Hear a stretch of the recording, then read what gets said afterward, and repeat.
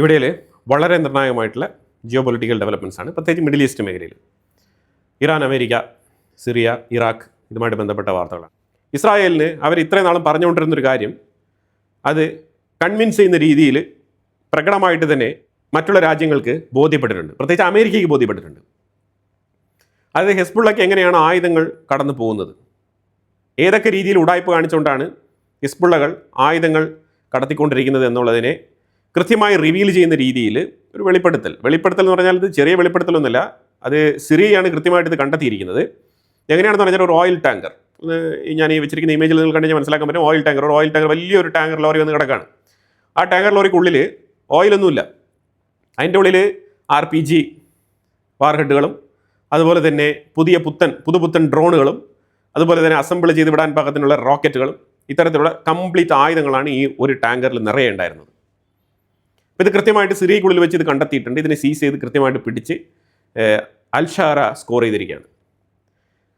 അപ്പോൾ ഇത് ഇറാനിൽ നിന്നും ഇറാഖിലേക്ക് എത്തി, ഇറാഖ് വഴി സിറിയയിലെത്തി, സിറിയയിൽ നിന്നും ലെബനനിലേക്ക് പോകുന്ന വഴിയിലാണ് ഇതിപ്പം പിടിക്കപ്പെട്ടിരിക്കുന്നത്. അപ്പോൾ ഇത് കൃത്യമായിട്ട് അൽത്തനഫ് എന്ന് പറഞ്ഞ ഒരു ചെക്ക് പോസ്റ്റിൻ്റെ അവിടെ വെച്ചിട്ടാണ് ഇത് പിടിക്കപ്പെട്ടിരിക്കുന്നത്. ഇസ്രായേൽ ഹാപ്പിയാണ്, കാരണം ഇസ്രായേൽ ഇത്രയും നാളും എന്താണോ പറഞ്ഞുകൊണ്ടിരുന്നത് അത് കൃത്യമായിട്ട് തെളിവ് സഹിതം, തൊണ്ടി മുതൽ സഹിതം പിടികൂടിയിരിക്കുകയാണ്. ഇസ്രായേൽ പറയുന്നത് ഇതാണ് ഞങ്ങൾ പറഞ്ഞുകൊണ്ടിരിക്കുന്നത്, എത്രയോ കാലം കൊണ്ട് പറഞ്ഞുകൊണ്ടിരിക്കുന്നത്. അപ്പം നിങ്ങൾ പറയുന്നത് ഞാൻ സിറിയയിൽ നിന്ന് പുറത്തോട്ട് പോകണം, ഞാൻ സൗത്ത് ലെബനാനിൽ നിന്ന് വിഡ്രോ ചെയ്യണം, ഇതൊക്കെയാണ് അമേരിക്ക പറഞ്ഞുകൊണ്ടിരിക്കുന്നത്. അപ്പോൾ ഇന്ന് ഇസ്രായേലിൻ്റെ ഡിഫൻസ് മിനിസ്റ്റർ ഇസ്രായേൽ ഗട്ട്സും അതേപോലെ തന്നെ അമേരിക്കയുടെ ഡിഫൻസ് മിനിസ്റ്റർ പീറ്റർ ഹെക്സും തമ്മിൽ ഒരു 2 മണിക്കൂർ നീണ്ട ചർച്ച നടന്നിട്ടുണ്ടായിരുന്നു. ചർച്ച എന്തിനാണെന്ന് പറഞ്ഞാൽ പ്രാച്ചിൻ എന്ന് പറഞ്ഞിട്ടുള്ള, അതുപോലെ തന്നെ നറ്റാൻസ്, ഇഷ്ഫഹാൻ ഉൾപ്പെടെയുള്ള ഇറാൻ വീണ്ടും റീബിൽഡ് ചെയ്തുകൊണ്ടിരിക്കുന്ന, ഇതിനു മുമ്പ് ജൂൺ 2025 അറ്റാക്ക് നടത്തിയ ആ സ്ഥലങ്ങളൊക്കെ തന്നെ ഇറാൻ റീബിൽഡ് ചെയ്തുകൊണ്ടിരിക്കുകയാണ്, ന്യൂക്ലിയർ എൻറിച്ച്മെൻറ്റ് ഫെസിലിറ്റീസ്. അതിനെക്കുറിച്ചാണ് പൂർണ്ണമായിട്ടും ചർച്ച നടത്തിയത്. ഇസ്രായേലിൻ്റെ സൈഡിൽ നിന്നും ഒരുപാട് ഡോക്യുമെൻറ്റ്സ്, പ്രൂഫ് അമേരിക്കയ്ക്ക് കൊടുത്തിട്ടുണ്ട്. അത് പീറ്റർ ഹെക്സത്ത് കൺവിൻസ്ഡ് ആണെന്നാണ് പറഞ്ഞിരിക്കുന്നത്. സോ രഹസ്യമായിട്ടൊരു ഓപ്പറേഷൻ നടക്കും.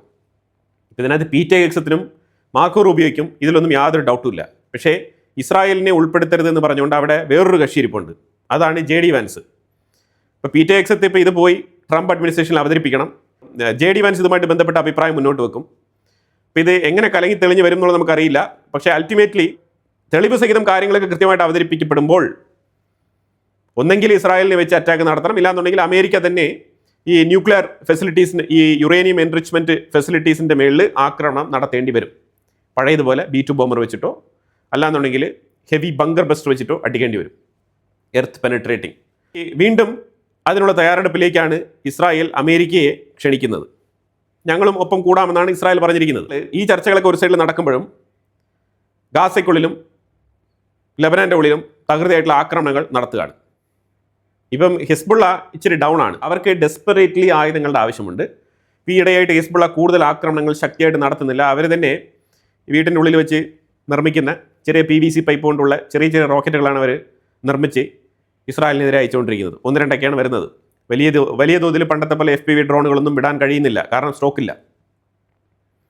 ഇതാണ് നിലവിലെ സാഹചര്യം. ഇനി ഇത് മാത്രമല്ല, മറ്റേതെല്ലാം മാർഗത്തിലൂടെ ഹിസ്ബുള്ള ഇതേപോലെ വളരെ റെഗുലറായിട്ട് ആയുധങ്ങൾ കടത്തിക്കൊണ്ടിരിക്കുന്നു എന്നുള്ളത് കണ്ടെത്തേണ്ടിയിരിക്കുന്നു. ഇറാൻ്റെ ഉള്ളിൽ ഹിസ്ബുള്ളയ്ക്ക് വലിയ രീതിയിൽ സഹായം ചെയ്യാൻ ആൾക്കാരുണ്ട്. അത് വേറെ ഒന്നും കൊണ്ടല്ല, ഇറാഖിൻ്റെ ഉള്ളിലുള്ള ഇറാൻ അനുകൂല മിലീഷ്യ ഗ്രൂപ്പുകളാണ് ഈ സഹായം ചെയ്തു കൊടുത്തുകൊണ്ടിരിക്കുന്നത്. അതിനു വേണ്ടിയിട്ടാണ് ഇസ്രായേൽ നിരന്തരം പ്രഷർ ഇട്ടുകൊണ്ട് അമേരിക്കയെ കൊണ്ട് ഇറാഖിൻ്റെ ഉള്ളിലുള്ള ഇറാൻ അനുകൂല ഷിയ മിലീഷ്യ ഗ്രൂപ്പുകളെ അടിച്ചമർത്തണം, അവരെ സപ്രസ് ചെയ്യണം, അവരെ ഒഴിവാക്കണം എന്നൊക്കെ പറഞ്ഞിട്ടുള്ള ഇറാഖ് പ്രൈം മിനിസ്റ്റർ അവിടെ നടത്തിക്കൊണ്ടിരിക്കുന്ന ആൻറ്റി കറപ്ഷൻ മൂവ്മെൻറ്റ് അത് ശക്തമായിട്ട് തന്നെ മുന്നോട്ട് പോകുന്നുണ്ട്. ഡെപ്യൂട്ടി എനർജി മിനിസ്റ്റർ അയാളുടെ വീട്ടിൽ ഇന്ന് പരിശോധന നടത്തിയിട്ടുണ്ടായിരുന്നു. അതിനെ തുടർന്ന് അയാളുടെ വീട്ടിൽ നിന്നും 25 ബില്യൺ ഇറാഖ് കറൻസിയും $2 ലക്ഷം US 4 കിലോ സ്വർണവും പിടിച്ചെടുത്തിട്ടുണ്ട്. ഇവരൊക്കെ വേറെ ആരുമില്ല, ഇവരൊക്കെ തന്നെയാണ്, ഇവരുടെ കൈകളിലൂടെ തന്നെയാണ് ഈ കള്ളപ്പണം ഈ മിലീഷ്യ ഗ്രൂപ്പുകൾക്ക് ഒഴുകുന്നത്.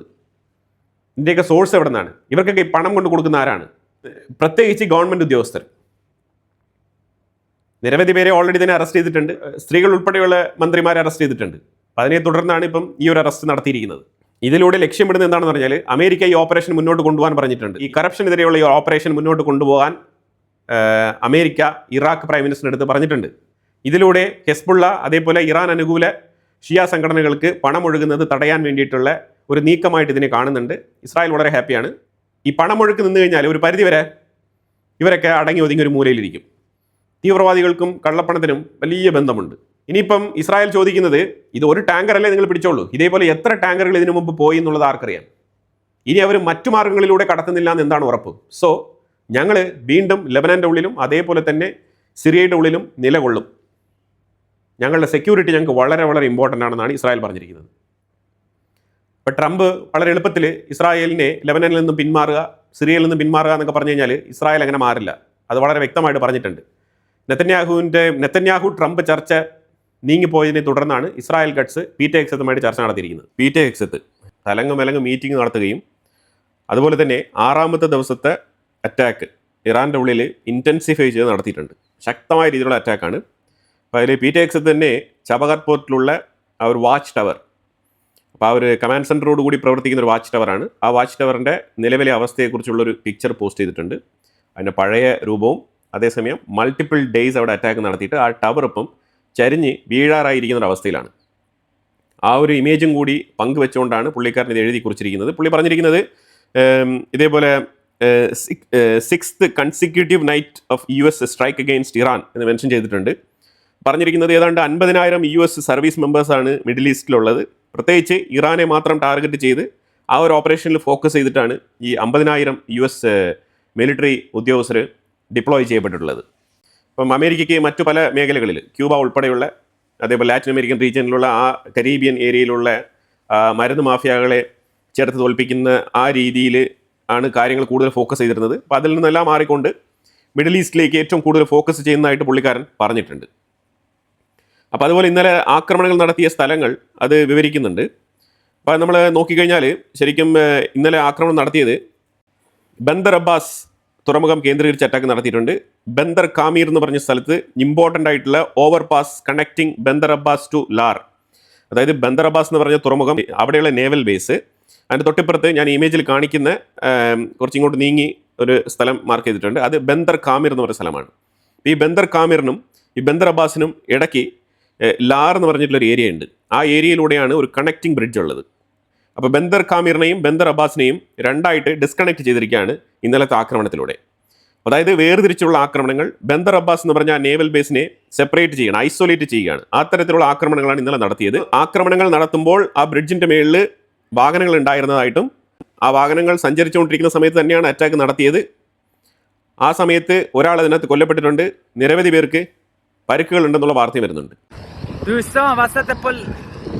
دوستان پل گریوه پل دومی کاری و ساندی گریوه ما رو وسط کافته یه خورده وسط تریلی تانکر دوستان پل گریوه وسط ولی دادن ها عدیده تریلی با بنزین پل گریوه نابود بود آها عدیده پل گریوه تریلی تانکر سوخت نابود بود راننده مرد را ویران بود موشکی خوردن وسط پل گریوه آها پل گریوه یه تکه کلن اصلا نین آها وای وای وای وای یه خوردن وسط پل تریلی کسی رو طرف پل گریوه نیاد طرف پل گریوه پلامو یا بالفقط اترکیده برا برا که تریلی تاکر بنزین طرف ترکه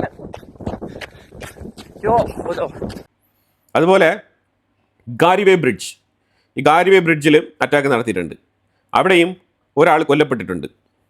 അതുപോലെ റെയിൽവേ സ്റ്റേഷൻ, ഒരു റെയിൽവേ സ്റ്റേഷൻ അറ്റാക്ക് ചെയ്തിട്ടുണ്ട്. ബന്ദർ അബ്ബാസ് റെയിൽവേ സ്റ്റേഷനാണ് അറ്റാക്ക് ചെയ്തിരിക്കുന്നത്.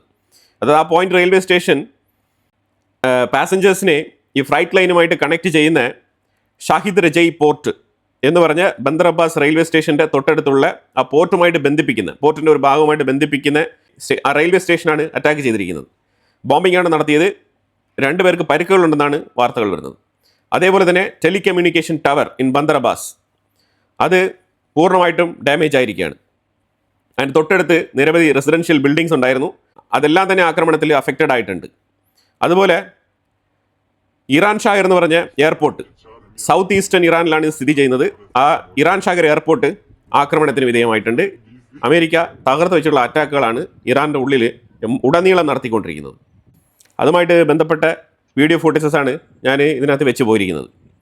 ഇറാൻ ഒരു ഭീഷണി എന്ന് പറഞ്ഞാൽ അമേരിക്ക പറഞ്ഞതുപോലെ ഞങ്ങളുടെ സിവിലിയൻ ഇൻഫ്രാസ്ട്രക്ചറുകൾക്ക് മേലുള്ള ആക്രമണം നടത്തി കഴിഞ്ഞാൽ ഞങ്ങൾ ഹൂത്തികളെ വെച്ച് ബാബൽ മന്ദേബ് അടച്ചു പൂട്ടും. ഈ ബാബൽ മന്ദേബ് അടച്ചു പൂട്ടിക്കഴിഞ്ഞാൽ അറിയാലോ നിങ്ങൾക്ക്, സ്ട്രേറ്റ് ഓഫ് ഹോർമോസ് ഓൾറെഡി തകർന്നടിഞ്ഞ് കിടക്കുകയാണ്. അതിൻ്റെ ഇടയ്ക്ക് ബാബൽ മന്ദേബും കൂടി അടച്ചു കഴിഞ്ഞാൽ എന്തായിരിക്കും അവസ്ഥ എന്നുള്ളത് ചിന്തിച്ച് നോക്കുന്നത് നന്നായിരിക്കും എന്നുള്ള ഭീഷണിയാണ് ഇറാൻ്റെ സൈഡിൽ വന്നിരിക്കുന്നത്. ബാബൽ മന്ദേബ് അടച്ചു കഴിഞ്ഞാൽ സൗദി അറേബ്യക്കാണിത് പ്രശ്നമാകുന്നത്. സൗദി അറേബ്യ ആ സൈഡിൽ കൂടെ യാൻബു പൈപ്പ് ലൈൻ ത്രൂ ആണ് സപ്ലൈ നടത്തി ഓയിൽ വിറ്റുകൊണ്ടിരിക്കുന്നത്. അപ്പോൾ അതിനൊരു തടസ്സം വന്നു കഴിഞ്ഞാൽ സൗദി അറേബ്യയ്ക്ക് വലിയ ബുദ്ധിമുട്ടാവും. അതുകൊണ്ട് സൗദി അറേബ്യ ഇറാനെതിരെ കണ്ടംപ്റ്റ് രേഖപ്പെടുത്തിയിട്ടുണ്ട്. അതേപോലെ ഹൂത്തികളുടെ സൈഡിൽ നിന്നും അവരുടെ നേതാവ് മാലിക് ഹൂത്തി, അബ്ദുൽ മാലിക് അൽ ഹൂത്തി എന്ന് പറഞ്ഞ അവരുടെ നേതാവ് ഇന്ന് ഒരു പ്രസ്താവന, അതായത് സൗദിയുമായിട്ട് ഒരു നെഗോസിയേഷൻ, ഓപ്പൺ സ്റ്റേറ്റ്മെൻറ്റിലൂടെ ഒരു നെഗോസിയേഷൻ, ഒരു അണ്ടർസ്റ്റാൻഡിങ്ങിൽ എത്താൻ വേണ്ടിയിട്ടുള്ള ഒരു പ്രസ്താവനയായിട്ട് നമുക്കിതിനെ വിലയിരുത്താം. പുള്ളിക്കാരൻ പറഞ്ഞിരിക്കുന്നത്, നിങ്ങൾ പട്ടാപ്പകലിൽ നട്ടുച്ചയ്ക്കാണ് ഞങ്ങളുടെ സന എയർപോർട്ടിൽ ആക്രമണം നടത്തിയത്. അതിൻ്റെ പ്രതിഷേധവുമായിട്ടാണ് നിങ്ങളുടെ ആഭ തുറമുഖം ഞങ്ങൾ അറ്റാക്ക് നടത്തിയത്. സോ അവിടെ കഴിഞ്ഞു. ഇനി വീണ്ടും നിങ്ങൾ ആക്രമണം നടത്താൻ വേണ്ടിയിട്ട് ഇറങ്ങി തിരിച്ചു കഴിഞ്ഞാൽ ഞങ്ങൾക്ക് മറ്റു രീതിയിൽ പ്രതികരിക്കേണ്ടി വരും. സന എയർപോർട്ട് തുറന്ന് പ്രവർത്തിക്കും. ഞങ്ങളുടെ എയർപോർട്ട് പ്രവർത്തിക്കണോ വേണ്ടയോ എന്നുള്ളതൊക്കെ തീരുമാനിക്കുന്നത് ഞങ്ങളാണ് എന്നുള്ള രീതിയിലൊക്കെ അവർ പറഞ്ഞിട്ടുണ്ട്. പക്ഷേ ഇവിടെ ഒരു മൂവ്മെൻറ്റ് നടക്കുന്നത്, അമേരിക്ക നല്ല രീതിയിൽ സൗദി അറേബ്യയെ പിരികൊടുത്തി വിട്ടിട്ടുണ്ട്. സൗദി അറേബ്യയ്ക്ക് ഇപ്പം നേരിട്ട് യുദ്ധത്തിലേക്ക് ഇറങ്ങാൻ ഇച്ചിരി ബുദ്ധിമുട്ടുണ്ട്. പ്രധാനമായിട്ടും ഇറാൻ ഇങ്ങനെ പറഞ്ഞ സ്ഥിതിക്ക് ബാബൽ മന്ദേബ് അടച്ചു പൂട്ടേണ്ടി വരും. അങ്ങനെയാണെങ്കിൽ സൗദിയുടെ എണ്ണ വിൽപ്പന വീണ്ടും തടസ്സപ്പെടും. ഇതൊക്കെ സൗദിയെ പ്രതിസന്ധിയിലാക്കുന്നുണ്ട്. സൗദിക്ക് ആക്രമണം നടത്തണമെന്നുണ്ട്, പക്ഷേ ആക്രമണം നടത്താൻ പറ്റാത്തൊരു സിറ്റുവേഷൻ അതാണ് ഇപ്പം നിലനിൽക്കുന്നത്. ആ സാഹചര്യത്തിൽ സൗദി ബാക്ക്ഡ് യമനി ഫോഴ്സ് ഉണ്ടല്ലോ, ആ ഫോഴ്സിനെ ശക്തമായ രീതിയിൽ ഹൂത്തികൾക്കെതിരെ അണിനിരത്തിയിരിക്കുകയാണ്. ഇപ്പം അവർ ഈ ഹൂത്തികളുടെ ഏരിയയിലേക്ക് കൺഫ്രണ്ടേഷന് വേണ്ടിയിട്ട് മുന്നോട്ട് നീങ്ങുകയാണ്. അതാണ് ഇപ്പോൾ നിലവിലെ സിറ്റുവേഷൻ. എന്ത് വേണമെങ്കിലും സംഭവിക്കാം.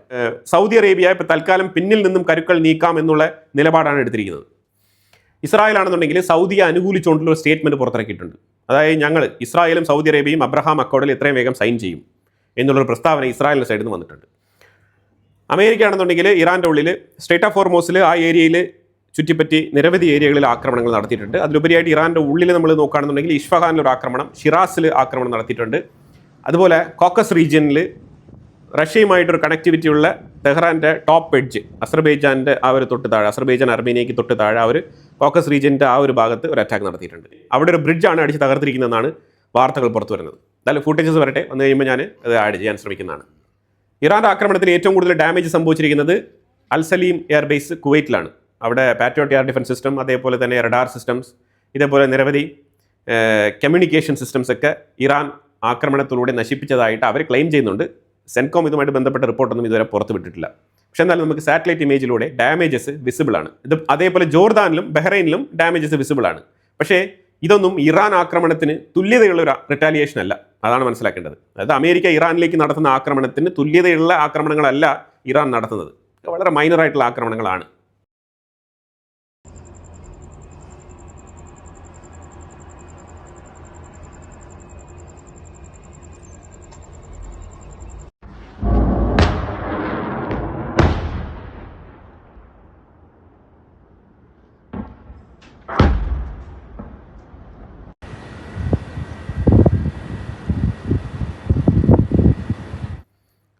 ഇപ്പോൾ ഇറാൻ പറഞ്ഞിരിക്കുന്നത് അമേരിക്ക ഇറാൻ്റെ ഉള്ളിൽ സിവിലിയൻ ഇൻഫ്രാസ്ട്രക്ചർ ടാർഗറ്റ് ചെയ്ത് അറ്റാക്ക് നടത്തി കഴിഞ്ഞാൽ ഞങ്ങൾ ഈ റീജിയനിൽ മൊത്തത്തിലായിട്ടുള്ള സിവിലിയൻ ഇൻഫ്രാസ്ട്രക്ചറുകളെ ടാർഗറ്റ് ചെയ്യും, എന്ത് വേണമെങ്കിലും ഞങ്ങൾ ടാർഗറ്റ് ചെയ്യുമെന്നാണ് ഇറാൻ പറഞ്ഞിരിക്കുന്നത്.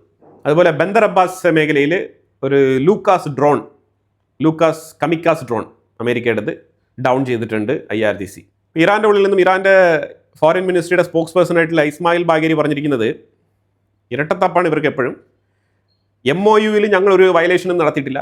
MOU ഇറാൻ വയലേറ്റ് ചെയ്തിട്ടില്ല, അമേരിക്കയാണ് വയലേറ്റ് ചെയ്തിരിക്കുന്നത്. അസ് ലോങ് as നിങ്ങൾ ഇത് വയലേറ്റ് ചെയ്യുന്നില്ല എന്നുണ്ടെങ്കിൽ ഞങ്ങളും അത് വയലേറ്റ് ചെയ്യാൻ പോകുന്നില്ല എന്നുള്ളൊരു നിലപാടാണ് എടുത്തിരിക്കുന്നത്. ഇത് പ്രധാനമായിട്ട് പറയാനുള്ള കാരണം പാകിസ്ഥാൻ്റെ ഇടപെടൽ. പാകിസ്ഥാൻ വീണ്ടും എങ്ങനെയെങ്കിലും ഇടപെട്ട് അമേരിക്കയുടെ ഒരു ആക്രമണം നിർത്തിവെച്ചിട്ട് ചർച്ചകൾ നടത്തി ഇറാന് കുറച്ചുകൂടെ ബ്രീതിങ് സ്പേസ് കൊടുക്കാൻ വേണ്ടിയിട്ടുള്ള ആ കുരുട്ട് ബുദ്ധിയുമായിട്ട് ഇറങ്ങിയിരിക്കുകയാണ്. പക്ഷേ ഇത് ശരിക്കും അമേരിക്കയ്ക്ക് മനസ്സിലാവുന്നില്ല. അതാണ് ഇതിനകത്ത് കോമഡി.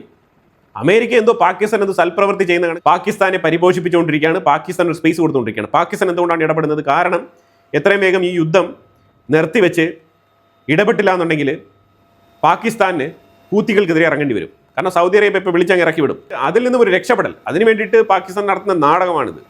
അത് വളരെ വ്യക്തമായിട്ട് മനസ്സിലാക്കാൻ പറ്റുന്നുണ്ട്. അതിന് കുറേ ലോബികളെ വെച്ചിട്ട് വൈറ്റ് ഹൗസിൻ്റെ ഉള്ളിൽ പ്രവർത്തിക്കുന്നുണ്ട് പാകിസ്ഥാൻ. അസീം മുനീറിൻ്റെ അത്തരത്തിലുള്ള ലോബിയിങ് വർക്കിന് കൃത്യമായി തുണ പോയിരിക്കുന്ന JD വാൻസ് ഉൾപ്പെടെയുള്ള ആൾക്കാർ വൈറ്റ് ഹൗസിലുണ്ട്. അപ്പോൾ ഇതിനകത്തൊന്നും പറയാനില്ല. പാകിസ്ഥാൻ്റെ ഇടപെടൽ വീണ്ടും തുടരുന്നുണ്ട്. അവരുടെ രക്ഷയ്ക്ക് വേണ്ടിയിട്ടാണ് അവരിപ്പോൾ ഇടപെടുന്നത്. കാരണം ഇറാൻ യുദ്ധം നിന്ന് കഴിഞ്ഞാൽ ഹൂത്തികൾ ഒരു പരിധിവരെ അടങ്ങിയിരിക്കും. അപ്പോൾ ആ സാഹചര്യത്തിൽ അവർക്കും ഇറങ്ങേണ്ടി വരില്ല പാകിസ്ഥാനും. ഇത്തരത്തിൽ ചിന്തിക്കുന്ന ആൾക്കാർ പിന്നെ എന്തിനാണ് ന്യൂക്ലിയർ അംബർല എന്നൊക്കെ പറഞ്ഞുകൊണ്ട് പോകുന്നത് നമുക്ക് ഒട്ടും മനസ്സിലാക്കാൻ പറ്റുന്നില്ല. എന്ത് ചെയ്യാനാണ്, ഗതികേട്, പണം വേണം. UAE അടുത്ത് കടം വാങ്ങിച്ച പൈസ തിരിച്ചു കൊടുക്കാൻ ഇല്ലാത്തത് കൊണ്ട് സൗദിയുടെ അടുത്ത് നിന്ന് 3 ബില്യൺ വാങ്ങിക്കേണ്ടി വന്നു. അതിന് മുമ്പ് തന്നെ സൗദി ഒരുപാട് പണം കൊടുത്തിട്ടുണ്ട്, അത് വേറെ കാര്യം. സൗദിയുടെ ഒരു അവസ്ഥയെ. അപ്പോൾ അങ്ങനെ ഇന്നലെ ഇറാൻ്റെ പാർലമെൻറ്റിൻ്റെ ഉള്ളിൽ റിവെഞ്ച് പാർലമെൻറ്റിലുള്ള ലോ മേക്കേഴ്സ്, അവരുടെ MPമാരെല്ലാം തന്നെ ഉറച്ച ശബ്ദത്തിൽ വിളിച്ച് പറയുന്നത് റിവെഞ്ച്. ട്രംപിനെ വധിക്കണം, നെതന്യാഹുവിനെ വധിക്കണം. ഇതൊക്കെ തന്നെയാണ് അവരുടെ റിവെഞ്ച് മുദ്രാവാക്യത്തിലൂടെ അവർ വിളിച്ച് പറഞ്ഞുകൊണ്ടിരിക്കുന്നത്. അപ്പോൾ അവിടെ ഇമാം റെസ ഷെറൈൻ എന്ന് പറഞ്ഞിട്ടുള്ള ആ ഒരു മോസ്കിൽ, അവിടെയാണ് ആയത്തുൽ അലി ഖമനിയെ അടക്കിയിരിക്കുന്നത്. അപ്പോൾ അവിടെ ഇന്നലെ ഒരു പൊട്ടിത്തെറി ഉണ്ടായി. വലിയ രീതിയിൽ തന്നെ അത് പുകഞ്ഞ്, അതിൻ്റെ ഇനിഷ്യൽ സ്റ്റേജിൽ തന്നെ ഞാൻ ആ വീഡിയോ ക്ലിപ്പ് ആഡ് ചെയ്തിട്ടുണ്ടായിരുന്നു. അത് ശരിക്കും നല്ല രീതിയിൽ പോഞ്ഞിട്ടുണ്ടായിരുന്നു. പൊതുജനങ്ങളെല്ലാം തന്നെ ഇച്ചിരി ആശങ്കയിലാണ്. പ്രത്യേകിച്ചൊരു ഹോളി ഷെറൈനാണിത്. പ്രത്യേകിച്ച് ആയത്തുൽ അലി ഖമനി എന്ന് പറയുമ്പോഴത്തേക്കും അത്ര ഒരു സെൻറ്റിമെൻറ്റ് നിറഞ്ഞു നിൽക്കുന്ന ഒരു സാഹചര്യമാണ്. ഇപ്പം അയാളെ വധിച്ച ട്രംപിനെയും നെതന്യാഹുവിനെയും വധിക്കണമെന്ന് പറഞ്ഞുകൊണ്ടിരിക്കുന്ന ഈ ഒരു സാഹചര്യത്തിൽ അയാളുടെ ഖബർസ്ഥാനിൽ തന്നെ ഇത്തരത്തിൽ പൊട്ടിത്തെറി ഉണ്ടാകുന്നത് ശരിക്കും ഒരുപാട് വിശ്വാസികളെ ഞെട്ടിപ്പിച്ചിട്ടുണ്ട്.